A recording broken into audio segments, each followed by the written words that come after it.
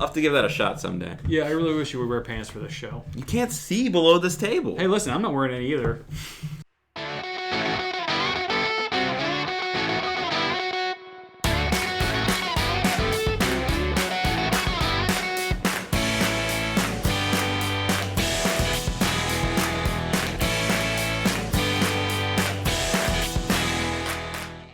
Well, I'm Matt. And I am Carter. And welcome to It's Kind of a Gray Area. Yep, another day, another episode. Another questionable shade. Yes. So, I used to work in a coffee shop as my first job when I was growing up. Yeah, Baines. Yeah. Which, I don't think that they would have any problem with us mentioning them, actually. I think we should do it anyway. They follow us. Yeah. Hi, Baines. If they're really awesome, honestly. I was there a couple times, isn't it? Yeah. If you're ever in Appomattox, Virginia, or Scottsville, Virginia, or Amherst, I think is where they're opening a new one. Yeah, go check out Baines. Really good coffee, really good food. So, a lot of the time when I was working at this coffee shop, you would make someone's food order or their drink order and call it out. And they might not hear you at first, so you would call it out again. Yeah. And sometimes they would be sitting somewhere you could see them. So if I called out a bunch of times, didn't hear anything, I would just walk it over to them and give it to them at their table. Yeah. Hey, idiot, your food's ready. Right. Yeah. But every now and then, very rarely, the person would just be nowhere to be found. You would make the food, call out the order, look around the store, call it out again, wait 5 minutes, call it out again, and there's just no one there. And in that case, when it's been like 20 minutes... and you've called this out several times, and no one's claimed it, most of us would just go ahead and either eat it if we wanted it or throw it away if it was no longer good. You can't just resell food that's already been prepared for someone else. Well, it's no longer, fresh. Exactly. So you can't. Right. So at that point, it's trashed to the store. The other person's not there to claim it. So, I don't feel too bad about that. Hopefully that doesn't bother my former boss that we used to eat unwanted food. But yeah, that was something that we would do. And then it made me think about the other side of that as a customer. Because how many times have you been in a coffee shop and a drink order gets called out again and again and again, and no one's going up to the bar to claim it? Starbucks. And you know that they're going to have to throw it away. So the shade then is it wrong if you're in a coffee shop and an order has been called out multiple times and enough time has passed that it's clear no one's going to claim it, that you just go ahead and pretend that it was your order and grab it? And we'll say not just for coffee shops, but Panera. Or some place where they put the food out and they're like, yeah, 53, and then 53. Nothing. Right. 5 minutes is maybe they ducked in the bathroom. 10 minutes is they don't care anymore. 8 minutes is kind of where I would be okay, really starting to think about it. They've really had their shot. Yeah. They ordered their food. They knew it was coming. Yeah, this isn't in a half hour it's going to be prepared. They knew in within 7 minutes this was going to be ready, and they've now been gone for 15. Which really makes me wonder, what happens to these people? Like I said, this was an incredibly rare thing. Most of the time, just a lot of time would pass, and maybe they're in the bathroom or taking a call outside. But yeah, every now and then, people would just disappear. Straight up Bermuda Triangle crap. Just gone off the face of the earth, never to be seen from again. Ghosted you. Yeah, they literally just ghost you after paying for food. Yeah. And I've always wondered what happened to them. What's their story in all of this? I would say what I would do, which I kind of mentioned this already, is 8 minutes, I would do this. You are basically recycling at that point. Right, because it would be about to be trash. It would be messed up if you made the sandwich and then ate it and the person didn't pay for it. Then you're just stealing food from your work. I was just thinking about things you could have done while you were there that you shouldn't have done. It's a bookstore. What if one day you just took a strip of bacon and put it inside of a book? Yeah, that's not something I ever thought of doing.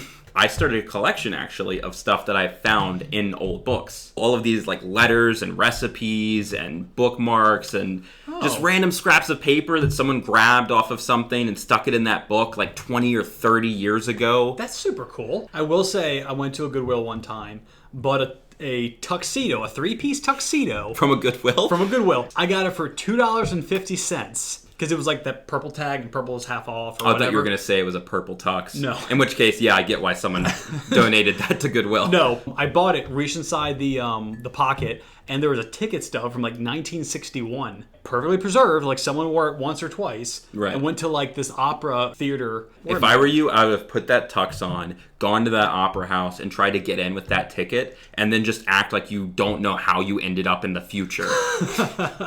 I bought this yesterday. So I used to work at a deli. You just see me just slicing meat. I have a powerful imagination. I can picture that.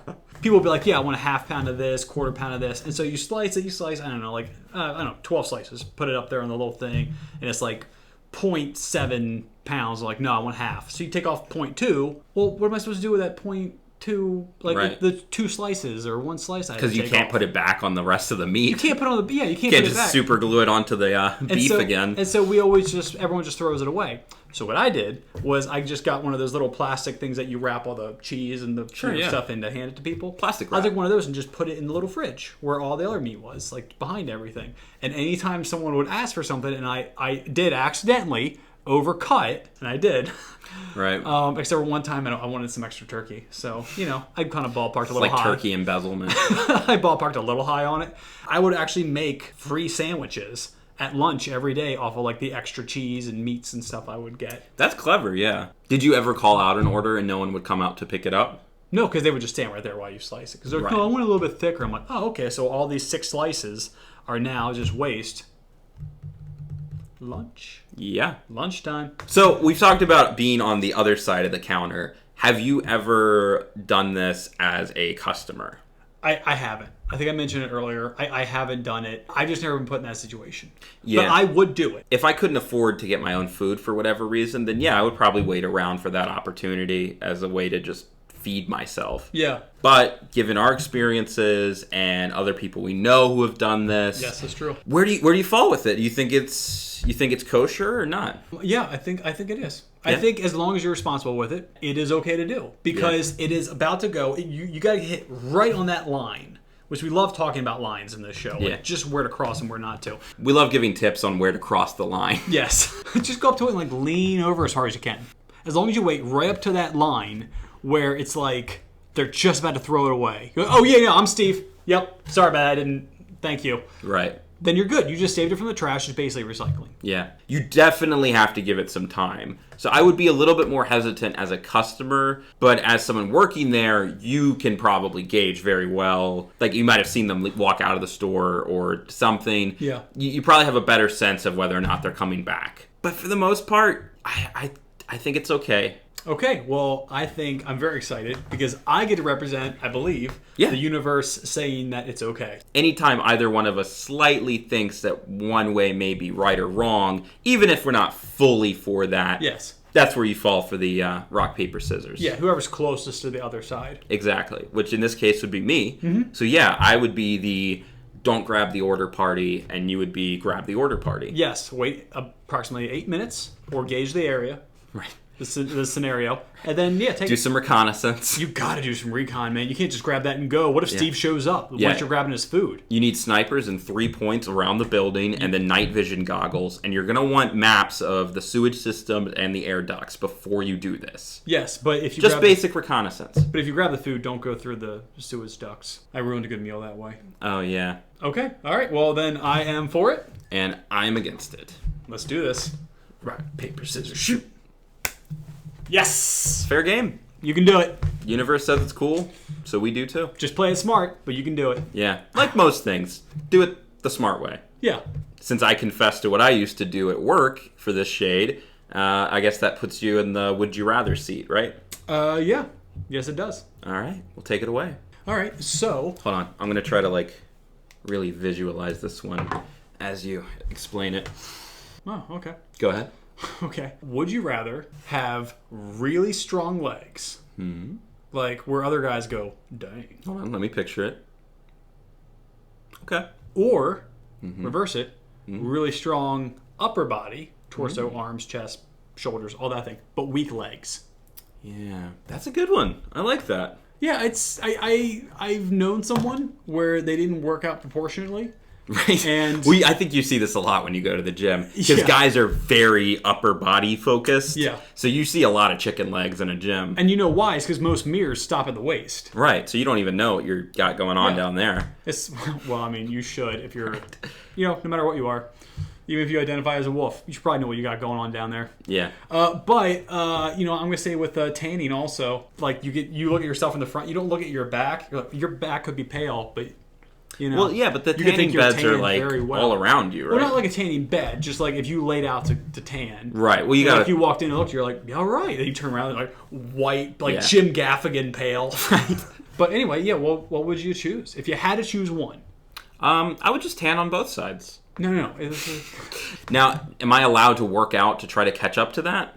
Oh yeah, this is just like right now. Right now, I feel like already at the moment my legs are the strongest part of my body. Mm-hmm. I got to do more work up here, but my legs are pretty solid. I do go running fairly often and walk a lot at work, so it would be cool to see that change of being like really ripped up top, and then I would just have to, kind of go about the life I already have, and eventually my legs would catch up. I would say the downside to having weak legs, but strong upper body, what would be that You'd flop over a lot. It's hard. It would be hard to lift things.